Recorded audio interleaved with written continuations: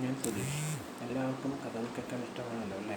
എന്നാൽ ഹെഡ്ഫോൺ ഉപയോഗിച്ച് സ്വസ്ഥമായിട്ടിരുന്ന് കേൾക്കുക. മറ്റുള്ളവർക്ക് പോലും ഒരു കാരണവശാലും ശല്യം ഉണ്ടാവരുത്. അപ്പോൾ ഇനി കഥയിലേക്ക് പോകാം. ചുൽത്താൻ ബോട്ടിൽ നിന്ന് തലനാടിനെ രക്ഷപ്പെട്ട ഒരു ലോറി ഡ്രൈവറുടെ കഥയാണിത്. ഞാൻ രമേഷ്. ഞാൻ ഒരു ലോറി ഡ്രൈവറാണ്. ഞാൻ ലോഡും കയറ്റി ഗോഡൗണിൽ കൊണ്ടുചെന്ന് എത്തിച്ചിട്ട് കിട്ടുന്ന വരുമാനം ഉപയോഗിച്ച് ജീവിതം മുന്നോട്ട് കൊണ്ടുപോകുമ്പോൾ വഴിയോരത്ത് നിന്നും ഒരു സ്ത്രീ എന്നെ വാഹനമായ ലോറിക്ക് കൈയടിച്ചു.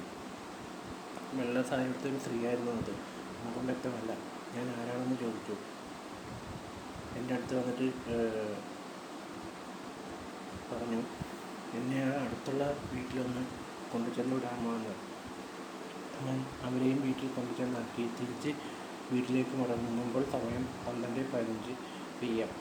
കോരിച്ചൊരിയുന്ന മഴയിൽ ഇടിമുഴക്കം, കുറുക്കന്മാരുടെ ഓരിയിടൽ, മത്ത് കരയുന്നത്, പൂവൻ്റെ കരച്ചിൽ, കാലമ്പുഴയുടെ കൂവലും അടുത്തെത്തി. എന്നിട്ട് പിറകിൽ നിന്നും ചിലങ്കയുടെ ശബ്ദം. ഞാൻ ചുറ്റും നോക്കിയതും ഒരു സുന്ദരിയായൊരു സ്ത്രീ അവിടെ നിൽക്കുന്നത് കണ്ടു. അവർ എന്നെ കണ്ടതും പെട്ടെന്ന് അതിൻ്റെ രൂപം മാറി. കറുത്ത നീണ്ട തലമുടി പുറത്തേക്ക് വന്ന ദംഷ്ടങ്ങൾ കാണിച്ച് എന്നെ തുറിച്ച് നോക്കുന്നത് കണ്ടു. പെട്ടെന്ന് ഞാൻ വണ്ടിയെടുത്ത് സ്റ്റാർട്ട് ചെയ്ത് പോകാൻ നോക്കി. വണ്ടിയെടുത്ത് ഞാൻ അതിവേഗത്തിൽ പാടിയതും ഒരു ബാറിലാണ് വണ്ടി ചെന്ന് ഇരുന്നത്. ആ ബാറിൻ്റെ ഉടമസ്ഥനോട് കാര്യം പറഞ്ഞതും ഏത് റോഡിലൂടെയാണ് ഇനി തിരികെ വന്നതെന്ന് ചോദിച്ചു.